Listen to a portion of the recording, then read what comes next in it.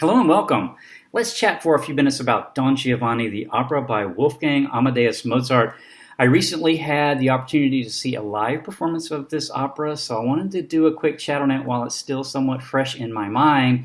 But yeah, Don Giovanni, here is the program. This is kind of a cool graphic of Don Giovanni, our title character, our main character. Don Giovanni is Italian for Don Juan, so yeah, that Don Juan. So yeah, more about the opera here in a bit, but yeah, here is my ticket. I did see this at Virginia Opera and Fairfax at the George Mason University Center for the Performing Arts. There's the program again. Here is the cast. I won't read the entire cast, but our conductor was Adam Turner and the director was Lillian Groeg. So there is the cast if you want to take a look at that. Our main characters in this opera are Don Giovanni, like I mentioned, his servant Leporello, Donna Anna's fiance Ottavio, Donna Elvira, Zerlina, who's kind of a peasant girl, and then her groom, she's a bride-to-be, and then her groom-to-be, his name is Masetto. So those are the main characters in the opera, and more about that here in a bit. The opera just itself, just to backtrack, premiered in Prague back in 1787, so it's been around a while. And the libretto was by Lorenzo De Ponte, and it is in Italian, like I mentioned. It is a very, very popular opera. When I was reading up on it, from my understanding, it's in the top 10 performed operas in the world consistently, season after season. I had never really connected with this opera before. I don't really know why, but after seeing this live performance, maybe that's changed things, because since then I've listened to audio recordings of it, several different audio recordings of it, as well as a streaming production of it that is on YouTube. So I will find that production and link to it below. Anyway, back to the opera and what it's about. So Don Giovanni might have a sexual addiction problem.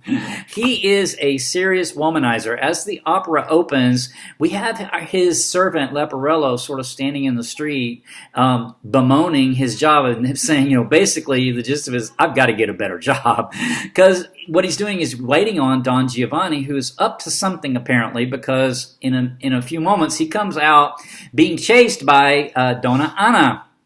So we don't really know what's happened, but we can only sort of, guess, put two and two together. Well, Donna Anna lets out this scream, and her dad shows up.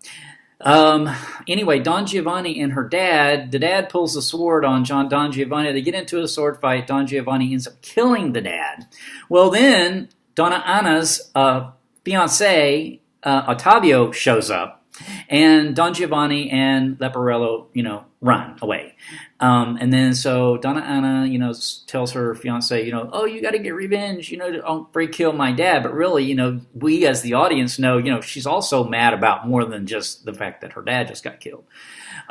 Anyway, so Don Giovanni and Leporello, they come across this woman, and she's crying and stuff, and so they're going to go up and console her, and then Don Giovanni's like, whoops, because he sees that it's Donna Elvira, who is a lover that he recently ditched. So he's like, oh no, so he leaves.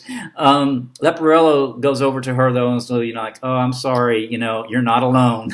So we find out in the course of this opera, Don Giovanni has apparently seduced something over like 2,000 women, and he keeps a journal and little descriptions of them, broken down by country and by type. And he doesn't seem to have a type per se, because it's not really about that. It just seems to be about the seduction itself, which is what he's after. So age doesn't matter, social status doesn't matter, looks, body type doesn't matter, wealth, this type of thing doesn't matter. He's just sort of in it for the seduction, from what I could gather. Well, so he and Don Giovanni and Leporello, they come across this sort of this couple celebrating their soon-to-be wedding, and of course, Don Giovanni can't help but trying to seduce the bride-to-be, right? So he tells Leporello, get rid of the groom-to-be. So Leporello gets rid of the groom-to-be, and the production I saw starts plying him with drink. And so the Zerlina, though, the peasant girl, the bride-to-be, her name is Zerlina, and he turns her head. He gets her attention. But his plan sort of gets interrupted by Donna Elvira, who shows back up and tells Zerlina, you need to stay away from this guy because he is really seriously bad news. Well, so Don Giovanni says, okay, I'm going to have a ball at my house. So he invites everybody to this, or he invites Zerlina, and because he's still trying to seduce Zerlina. Well, he invites Zerlina and her groom-to-be to this ball. Well, so at the ball, by this time, Donna Elvira and Donna Anna and Ottavio all have sort of gotten together to try to, stop Don Giovanni. And so they show up at this ball wearing masks. Well, at the ball, Don Giovanni manages to get Zerlina off into another room where we don't know what happens, but she ends up doing this, making this loud scream. And she's the other three, Donna Anna, Donna Elvira, and Ottavio, come to her rescue. Don Giovanni and Leporello, leave. So they run away again. So then Leporello's like, you know what? I'm done. I really need to get a different job. And Don Giovanni's like, oh no, I'll give you some more money. So he pays him, basically gives him a raise. So what they decide to do is Don Giovanni wants to get rid of Elvira so that he can seduce her servants. So he convinces Leporello to dress up like him. So they switch places. So Don Giovanni dresses up like Leporello, and Leporello dresses up like Don Giovanni. So, and Leporello's wearing a mask, and he managed, because Donna Elvira, even though now she has a love-hate relationship with Don Giovanni. So she actually follows who she thinks is Don Giovanni, and so the plot sort of seems to work, at first. But of course, this mistaken identity thing can't last. It almost always ends up happening where, in a case like this, that the true persons eventually, discover. So they go on the run again. Leporello and Don Giovanni meet up in this cemetery, and there's a statue of the dead father of Donna Anna, who he killed at the beginning of the opera. And so Don Giovanni sort of jokingly says, let's go to dinner, let's invite this guy to dinner. So he does. He invites this, statue. And so they go back to Don Giovanni's house, and Don Giovanni is getting ready to have his supper, and somebody knocks at the door, and it is the statue. Yes, it is the ghost of the dad, who is trying to get him to repent his ways. Also, I should say, I think they meet up with Donna Elvira, and there at some point, she also tries to convince him to repent of to change his ways, his destructive ways. And he's like, nope, nope, nope, nope. And then he tells the ghost of the dad the same thing, no, not going to do it. Well, then basically another realm opens up, and these I guess demons drag Don Giovanni, to hell to pay for his sins. So then the opera sort of ends with the other characters, who he has made their lives miserable. Basically, Zerlina and her groom-to-be decide to sort of postpone their wedding, till they get themselves together, I guess. Donna Elvira decides to go and become a nun, I think, if I remember that right. And Donna Anna and Ottavio, I think they are going to maybe hopefully live happily ever after, not sure. But yeah, the opera, it's considered a comedy. Mozart considered this a comedy. Doesn't that sound strange? I mean, given the story I just told you, don't you think that sounds like not a comedy?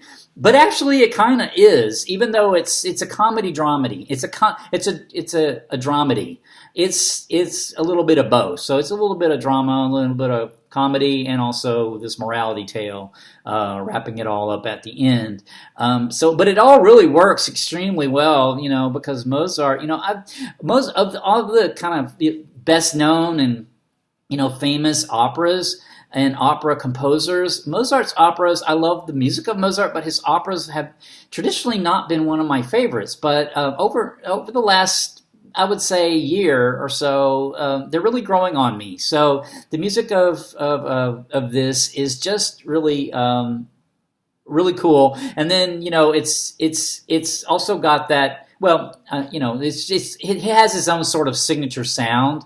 His operas do. So. Yeah, anyway, I really enjoyed that. One thing I read, though, in the director's notes of the program here was comparing the character of Don Giovanni to Carmen, the opera by Bizet, Carmen, which I had a chance to see a live performance of a couple of years ago, and it looks like I tried to look back and see if I did an opera chat on that, and apparently I didn't. If I did end up doing a chat on it, I will link to it below, but it doesn't, from just my first glance, it looks like I didn't, but I don't know. Anyway, comparing these two, because Carmen is a free spirit person too, where she refuses to conform to what society expects of her when it comes to love and sex. And Don Giovanni is the same way, in the sense of he refuses to conform. So I've spent some time since I read this in the director's notes here, thinking about that and how the character of Carmen and the character of Don Giovanni are alike and how they're not alike. Carmen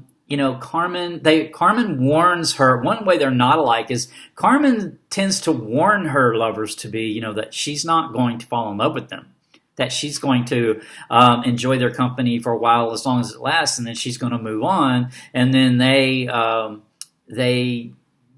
have their own issues with that, ultimately.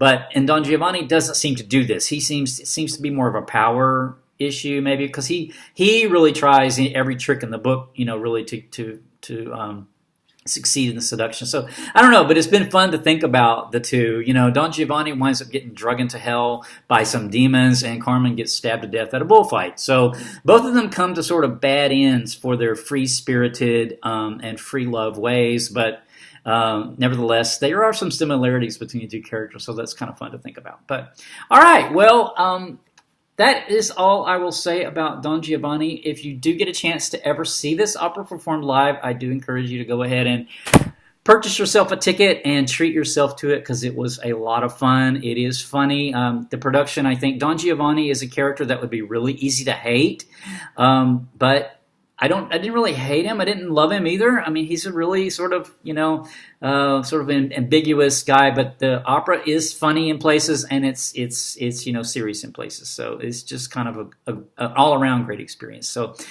and with that, I will end this chat, and I should have another opera chat coming up fairly soon. I did recently see a performance of Silent Night, which is a 21st century opera. So I will have a chat coming up on that fairly soon. So until then, take care. Bye.